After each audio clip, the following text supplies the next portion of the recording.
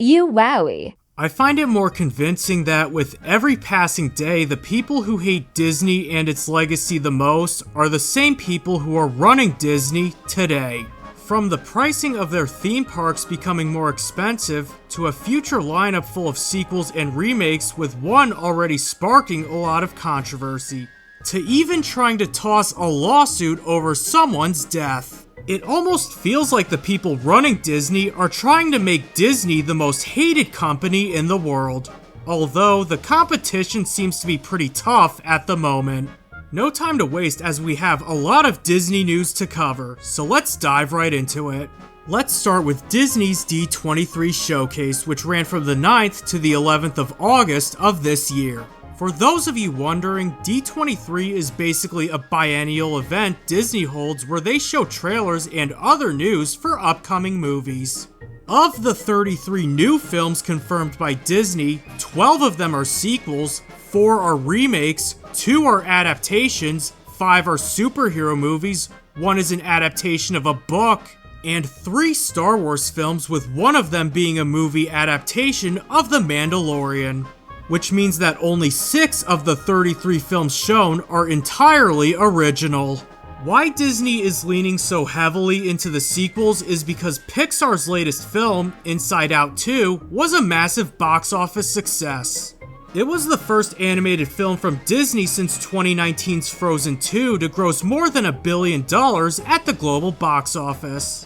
It even surpassed The Incredibles 2 as Pixar's highest grossing film, and is tied with the 2019 remake of The Lion King for reaching $1 billion gross in the fastest time, doing so in just 19 days.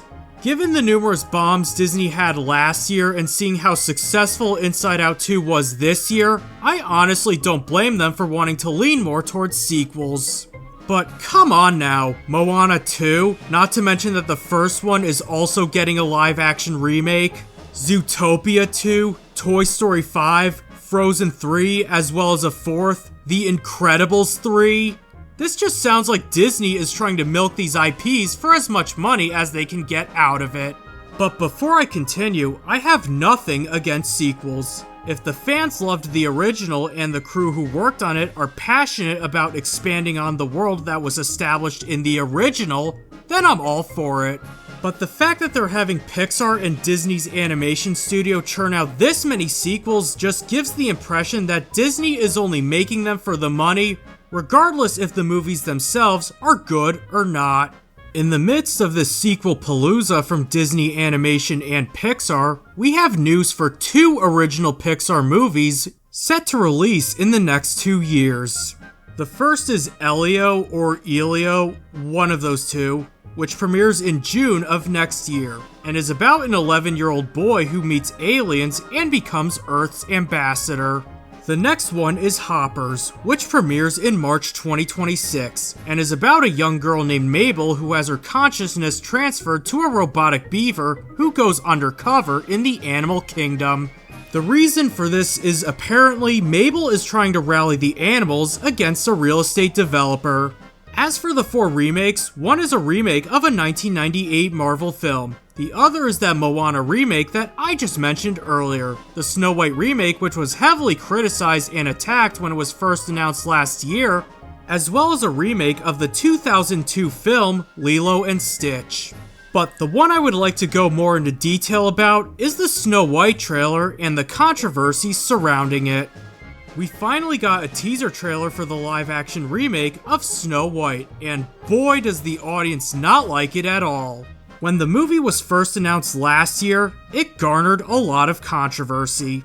The first aspect of it that sparked a massive outrage was when the actor who's playing Snow White in the remake, Rachel Zegler, openly expressed her dislike of the original 1937 film and how Snow White was portrayed in it.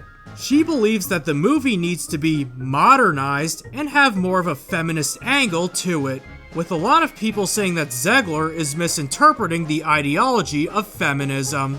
David Hand, whose father of the same name co-directed the original animated film, criticized the remake, describing it as insulting and suggesting that his father and Walt Disney would be turning in their graves. Another aspect of it that made it disliked by the public was how they initially depicted the Seven Dwarves. Initially, the depiction of the Seven Dwarves had been reimagined for the film, consisting of only one actor with dwarfism, along with 6 other non-dwarf actors of varying ethnicity. They were all originally portrayed as supernatural beings from German folklore, instead of actual human beings. The decision to reimagine the characters was lambasted for being overly politically correct, as well as potentially removing any acting opportunities from the dwarfism community. While they have changed the dwarves for the 2024 teaser, that doesn't change the fact that there were still more controversies behind this film. Mainly stemming from the fact that Rachel Zegler just can't keep her mouth shut because Rachel Zegler made a tweet saying, "Free Palestine."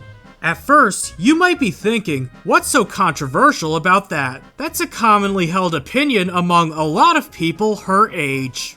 And while that might be true, what makes this really controversial is that the person who plays the evil queen, Gal Gadot, is an Israeli actor.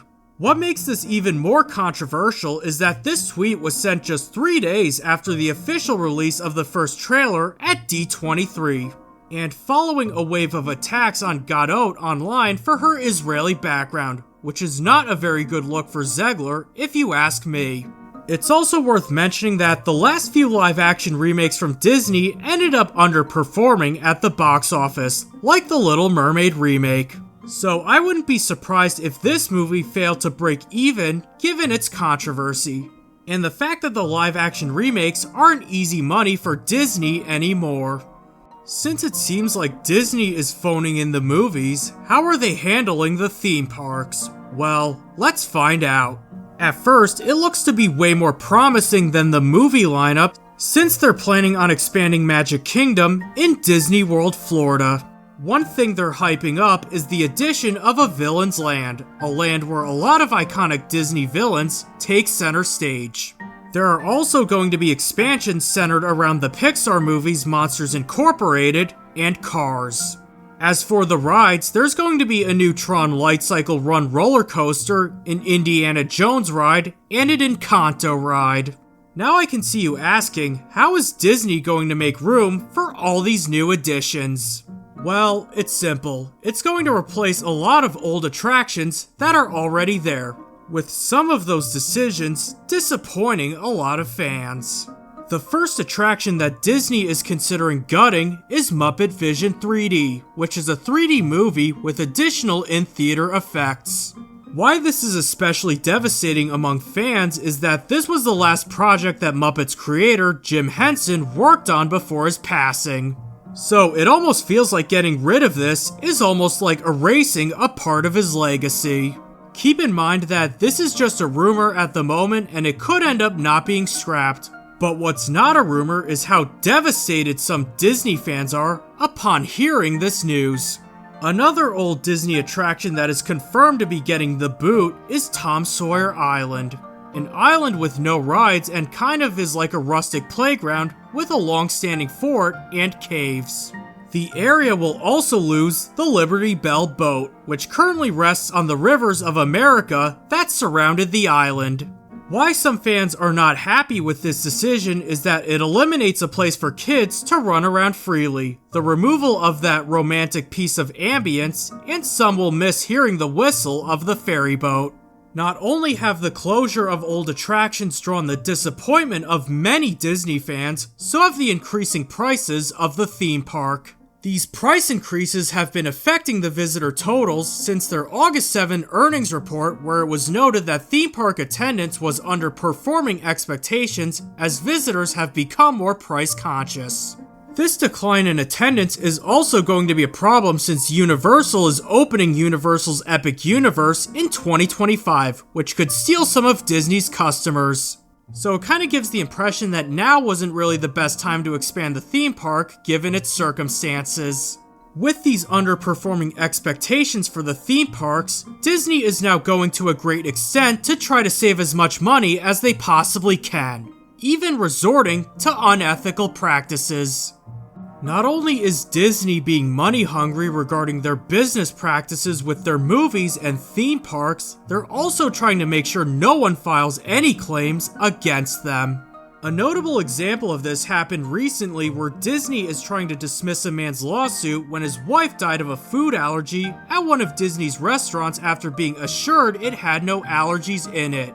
The reason for trying to dismiss the lawsuit was because the man was subscribed to Disney+.